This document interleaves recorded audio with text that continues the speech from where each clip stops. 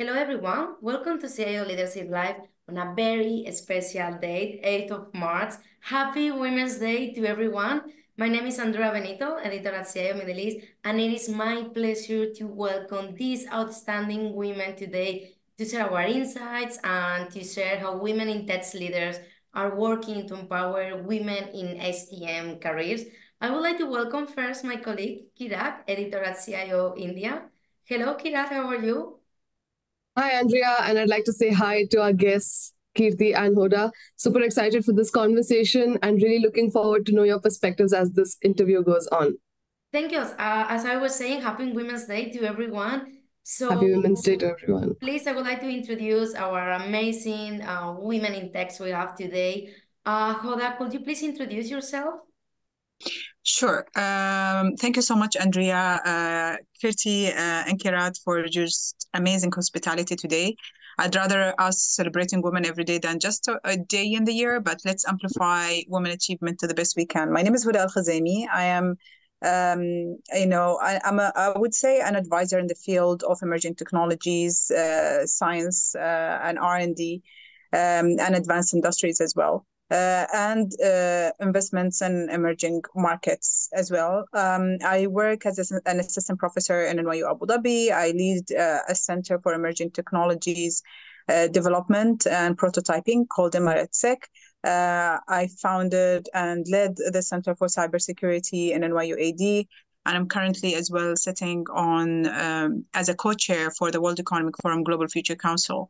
I spent the last 17 plus 18 plus years of my life working on different portfolios of emerging technologies, either on an R&D capacity or an investment capacity. So I'll be more than happy to contribute to the conversation today. Let's get this up and running. Thank you so much. Thank you, Hoda. And now Thank you. From the UAE, we travel to India. Kirti? Yeah, thank you so much, Andrea, and thank you so much, Kirat, for hosting this conversation. And such a pleasure to meet you, Hoda. Happy Women's Day to all of you. And like Hoda said, wish every day is a Women's Day. And I think that's what we should strive for.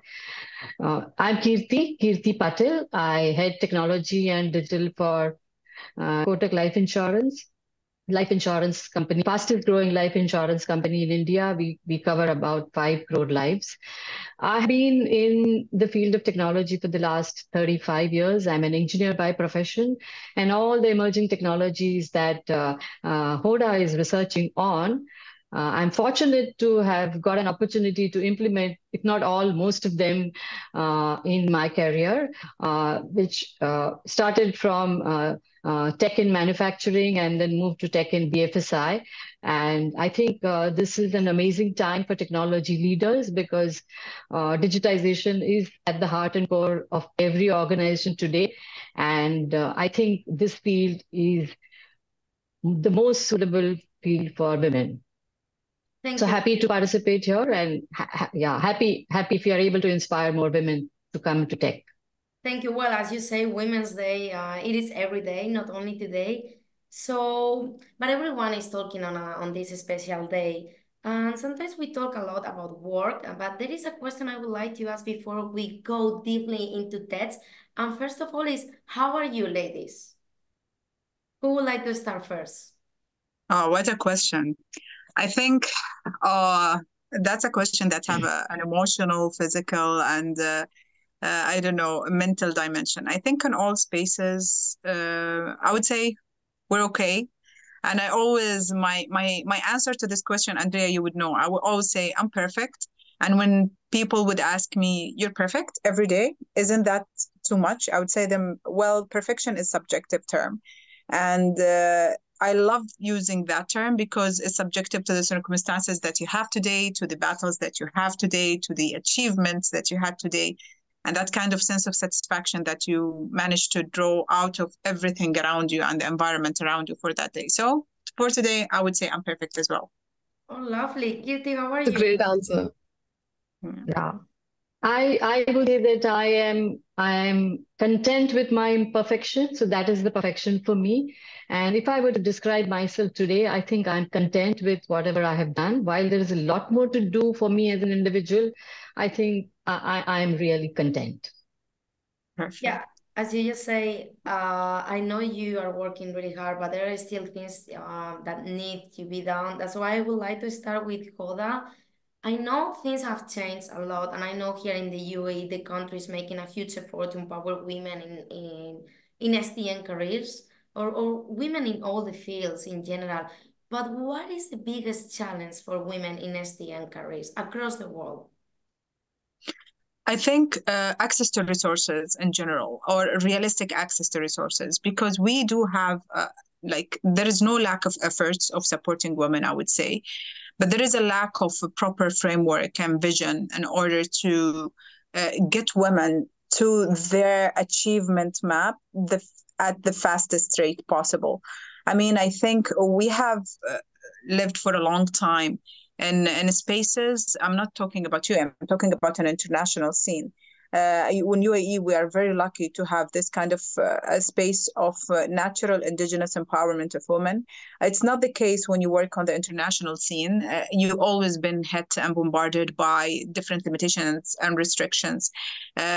Gender is one of them. Ethnicity is another one of them. And so many other kind of stereotypes that get you in between you and that kind of achievement map that you are striving to have. So I think access to resources is one of the major challenges, because you can have as many as you want of this kind of empowerment kind of events or inclusion events, but if it doesn't fit providing for resources for women to get there and to achieve what they want to achieve, then we're not gonna, change the ecosystem. We're talking about women in founders spaces, women in investment spaces, women in tech, and women in STEAM spaces and in R&D spaces.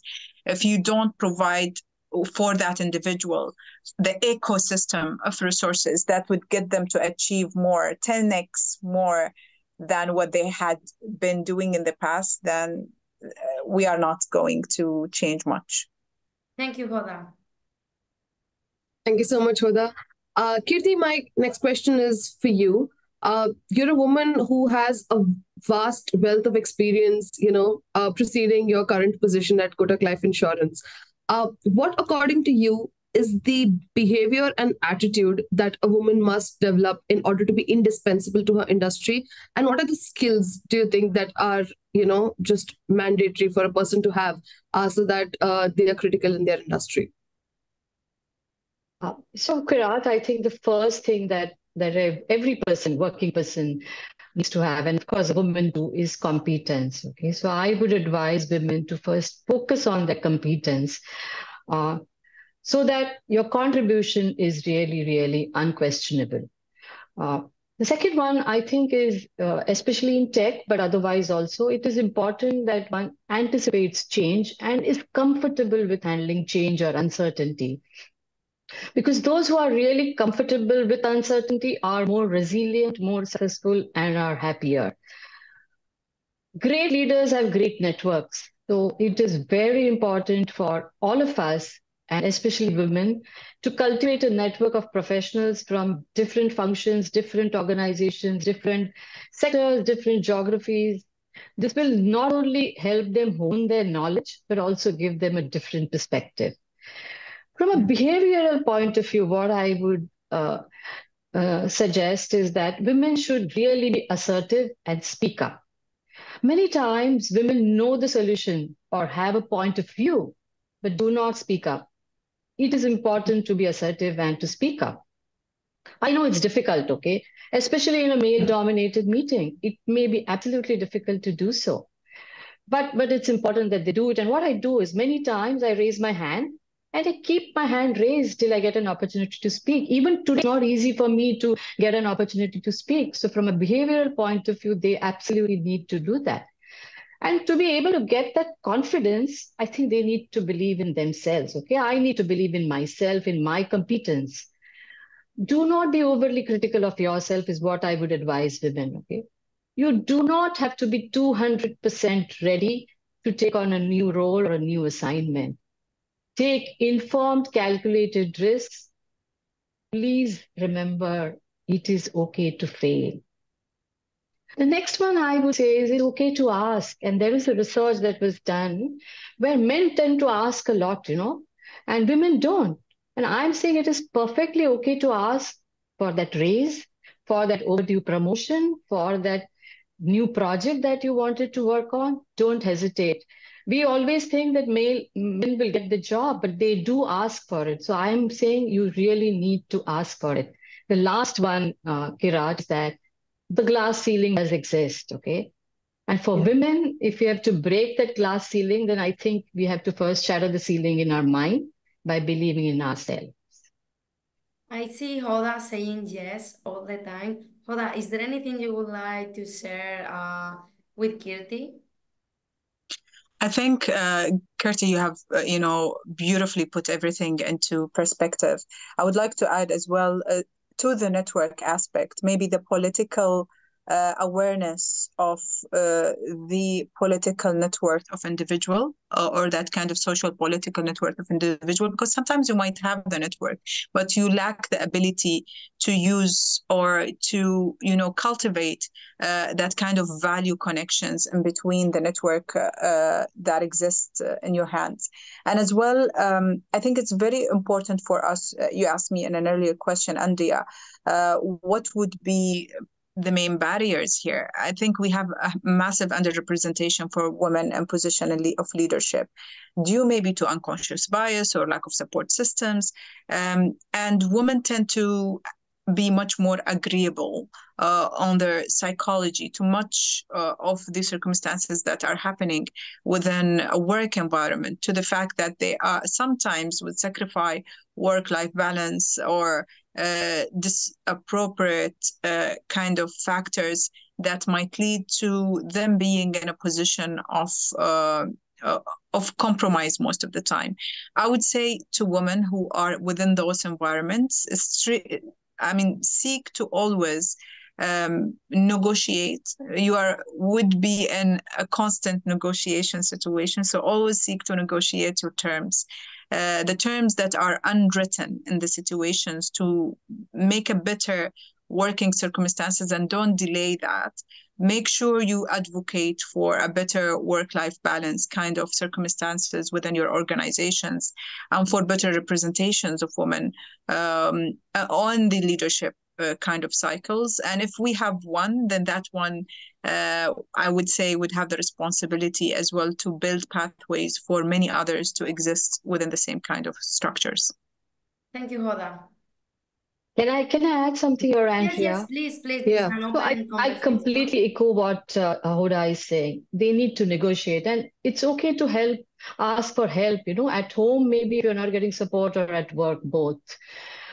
And while you will try to achieve that balance will change, right, from day to day. Yeah. So I would advise women not to feel guilty, okay? And I'm a mother, and I have had days where I had focused on work, and maybe, I felt guilty at that time that I'm not giving enough time to my child, or maybe she's not having the best food. But I'm telling all the women, do not feel guilty, okay, of the decisions that you have taken. Balance will happen. It's okay if your child doesn't get good food on one day. It's okay if you're away from work for a day when you're tending to your family. So that's perfectly okay. Live by your decisions. Do not feel guilty, because if you feel guilty, then people will pressurize you, and you will just become more and more and more agreeable.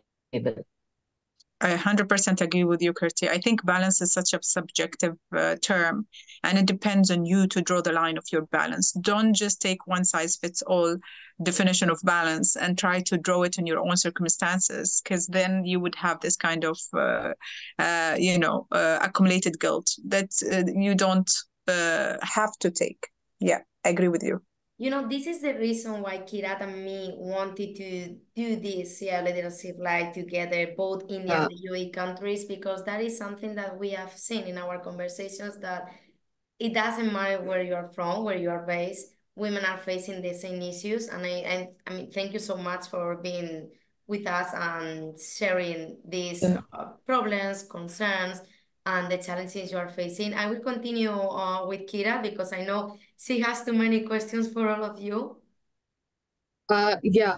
So, Kirti, my next question to you would be that as a trailblazer in the tech industry, is there a pivotal moment or experience that you can think back that stands out to you from your career journey that has shaped you as a leader or that has given you a lesson that you probably won't forget? And also, that also helps you advocate for women in technology. What lessons did you learn from that moment which you think are valuable for women who are aspiring to leadership in tech? That's a great question, Kirat. And I would just like to allude to what Hoda said, right? All of us have gone through that. And I would advise women to listen very carefully because today I am heading technology, but I have also traversed the difficult path. I would just like to narrate one incident or my first job. Okay, after I did my engineering and then my MBA, I joined a manufacturing organization. I was the only woman in the technology team, the only professionally qualified person, and I was the youngest. Oh. It was so very difficult for me to get into that team of technologists, so-called, right? Yeah. And I was tasked to solve the most difficult technology problem that was open for a very, very long time. All of them in their wisdom were not able to solve this problem, and that problem was given to me. This was my first job. I didn't know where to start. And I knew they would not help because they can't help. They could not have helped because they had not been able to solve the problem. And that's when I reached out to my friends, friends who were working with different technology organizations. And with their help, I was able to solve that problem. So what I learned is the power of networking, okay? The need to ask for help, not to be afraid to work on a problem. I mean, I didn't have a choice, right? At that time, I was actually very afraid, but I didn't have a choice. So I learned that you needn't be afraid. And at the end of it, I was appreciated by the managing director of the organization. Look at a management trainee just into the job 6 months and gets appreciated by the managing director. So I think these were the learnings. But I want to also talk about something else.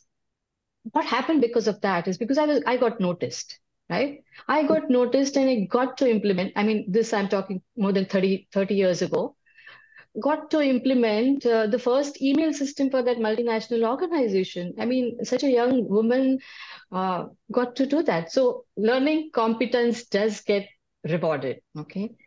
When I was implementing this email system for the firm, I realized that change management is equally, if not more important than the technology implementation. Because the first was the technology problem solving, right? Then was implementing something for the firm and going and talking about it to everybody within the firm. Third thing I learned is that a solution-minded approach is required because there would be challenges all along the way. Fourth one is and because there were so many challenges and I was leading the team, I learned leading in terms of diversity. And because I could lead the team during diversity and adversity, not diversity, adversity, I got acceptance as a leader. And both these things was something like trailblazing moments. And I think that built my confidence. I got to enjoy greater freedom. I just found superlative gratification. And I learned to take calculated risks. And then it became easier, to do this again and again. Thank you so much for that story, Kirti. That is, I can understand how it must have been a transforming moment for you because you learned so much and the stakes were quite high for you. Huda, as Kirti, narrated her experience, is there anything similar that you've experienced in your own career that gave you a lesson that you still cherish to this day? Well, definitely, I share what Kirti just have described. Like stepping up to the plate is very important. Making sure that you take that kind of risk and you put yourself out there is very important. For me, I cherish every moment. I try to learn from everybody around me. So I think my prominent advice would be for myself and others, and constantly I try to remind myself, is surround yourself with that kind of soundboard of advisors and people who you look up to, friends or great personalities who would push you outside of your inertia, outside of your comfort zone, outside of your, sometimes they would put you into your comfort zone so you can really discover yourself. And number two, seek a growth at everything you do, like seek a constant growth mindset, because it would put you at that level of discomfort where you try to build something at every day, constantly. Be aware of brain washing or cause washing activities that are happening around you. Make sure that your representation is there for value and purpose. And if people are pretending to solve a problem, but they're not actively working for it, don't participate into that. Make sure that you are not adding to the compound effect of negative, I would say, turns of a specific problem. So please stand up to your values. Make sure that you always protect them, because on the longer run, they will pay off. Flow like water, I would say. Water is a great that's not that's constantly keep changing, constantly break through barriers, regardless of how hard is the situation. So I don't know, I'll keep it to this. I think I have so many others, but I'll keep it to this for now. Thank you so much. Well, Thank you, that's Huda. the best way to end. And I will be able to continue this conversation for hours, but I know you are really busy. I have to say thank you, and thank you. You made my day, because the things that you share with us, the advices, it's not only for STM women. It is I'm gonna take it for myself, for my colleague Kira. You really made my day. You really made everyone's day. I think everyone is gonna be really happy to enjoy their time with us today. Kirti, Hoda, thank you so much for joining CIO Leadership Live. Kirti and Huda, thank you so much. Yes, thank you. Thank you so much. Like Hoda said, there is a learning everywhere, and I have learned so much from Hoda and from Andrea and Kira. Thank you for having me here. Same here. Thank you so much. Thank you. Thank you both of you for participating with us. Thank you, Andrea, for being such a great co-host. I'm looking forward to more conversations like this. We'd like to sign off by wishing you guys once again, Happy Women's Day. And every day is Women's Day, when we're just blazing a path for other women, and essentially all of us can move forward. So thank you.